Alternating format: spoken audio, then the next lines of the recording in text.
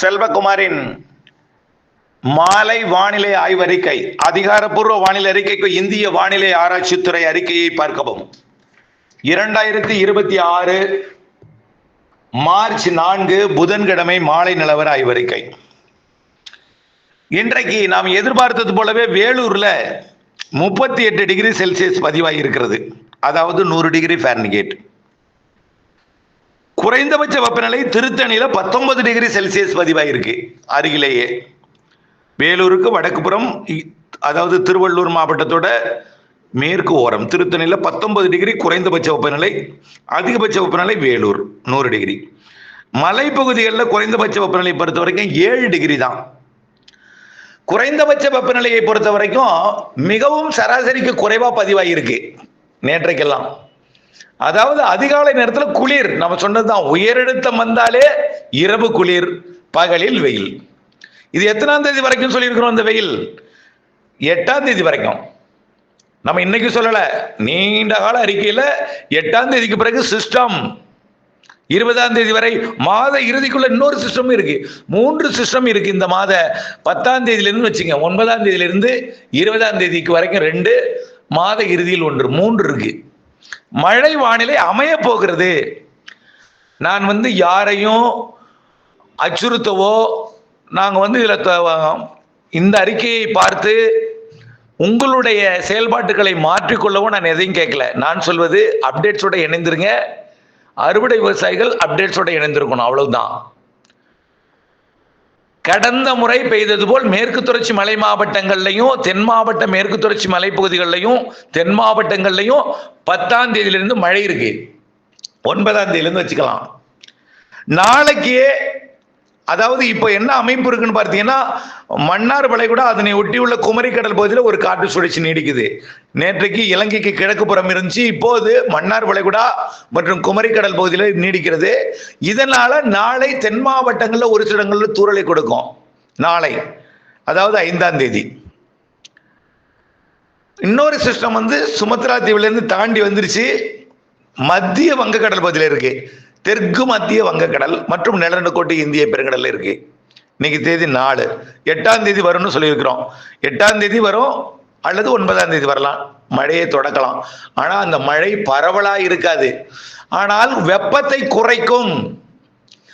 இந்த வெப்பம் நம்ம நேற்றைக்கெல்லாம் பார்த்தீங்கன்னா, இப்பவே இந்த வெப்பமா 100ஆ? அப்போ வரக்கூடிய மார்ச் ஏப்ரல்ல, பிற்பகுதி மார்ச் ஏப்ரல்னா மே எல்லாம் ரொம்ப அதிகமா வாட்டி எடுக்கும்னு பேசப்பட்டது. அப்படி அமையாது.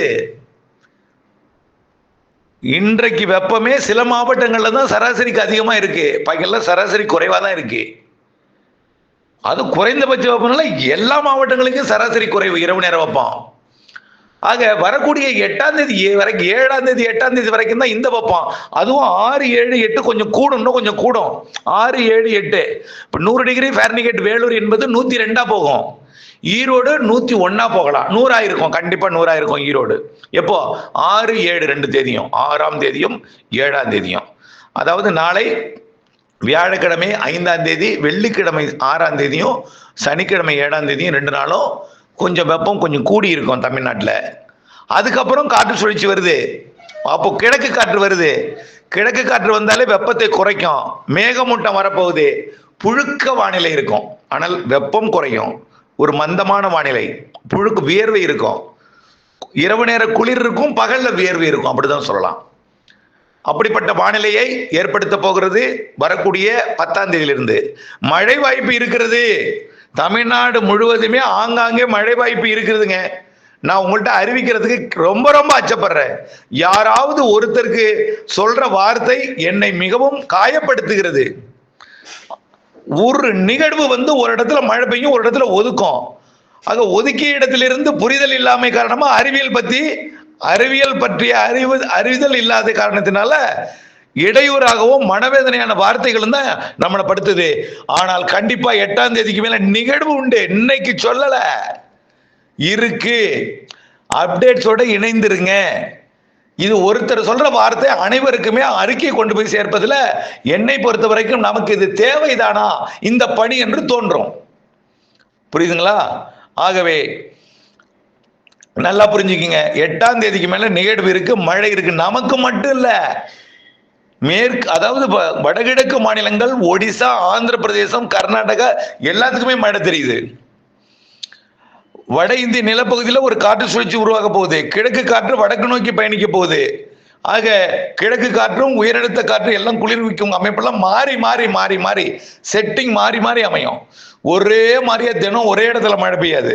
மாறி மாறி மாறி மாறி இருந்துட்டே இருக்கும் மாச கடைசி வரைக்கும். வெப்பம் குறைய போகிறது. சூரியன் குத்துக்கதிர் மார்ச் 21 நிலநடுக்கோட்டுக்கு வரும். அப்படியே குமரி கடலை நோக்கி, குமரி முனையை நோக்கி நெருங்கி வரும். ஏப்ரல் மாதம், அதாவது ஏப்ரல் 11ஆம் தேதி, ஏப்ரல் 11 குமரி முனையை தொடும். ஏப்ரல் 17, 18 டெல்டா மீது விழும். ஏப்ரல் 27 சென்னையை தாண்டி ஆந்திர பிரதேசம் போகும். இந்த வழித்தடத்துல வெப்பம் அதிகமாக கூடிய நேரத்துல குறைய போகுது இந்த வருஷம். காரணம் என்னன்னா, சிஸ்டம் வரப்போகுது, கிழக்கு காற்று வரப்போகிறது. இப்ப இருக்கிற வெப்பம் 10ஆம் தேதிக்கு மேல இருக்காது, பாத்துக்குங்க, பொறுத்திருந்து பாருங்க. நம்ம இன்னைக்கு சொல்லல, 10ஆம் தேதிக்கு மேல் நிகழ்வு, 8ஆம் தேதிக்கு மேல் 2வது 3வது வாரம், மார்ச் 2வது 3வது வாரம் சொல்லிட்டு இருந்தோம். 4வது வாரமும் நிகழ்வு இருக்கு, மழைக்கு வாய்ப்பு இருக்கு.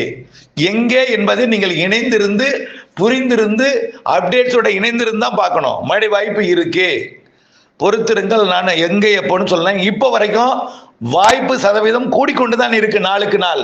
அதனாலதான் நம்ம வார்த்தையில கொஞ்சம் அழுத்தம் தெரிவிக்கிறேன். ஆனால் எந்த ஊருக்கு பெய்யும் என்பதை பொறுத்திருந்து பாருங்கள். ஆனால் பெரும்பாலான மாவட்டங்களுக்கு தெரிகிறது. ஆனால் அது எந்த நாளில், எந்த நேரத்தில், எப்படிப்பட்ட மழை, எந்த ஒரு நாள்ல எப்போ மழை, எந்த நேரம், மாலையா, இரவா, நள்ளிரவா, அதிகாலையா, மேற்கு மாவட்டங்கள், கேரளாவுக்குலாம் கண்டிப்பா உண்டு. ஆகவே இந்த மழைப்பொழிவு தென் மாவட்டங்களுக்கு வாய்ப்பு கூடுதல். ஏன் வட உள் மாவட்டங்களுக்குமே தெரியுது. சார் இப்படிதான் சார் சொன்னீங்க, முதல்ல வரல சொல்வீர்கள். அதைத்தான் நான் யோசிக்கிறேன். வந்த பிறகு, நெருங்கி வந்த பிறகு உறுதிப்படுத்தலாம் என்பதை பொறுத்திருந்து வாருங்கள். மழை வானிலை இருக்கிறது. 10ஆம் தேதிக்கு மேல 30ஆம் தேதிக்குள்ளே 3 நிகழ்வு இருக்கு. 3னா பெரிய புயல்லாம் கிடையாது.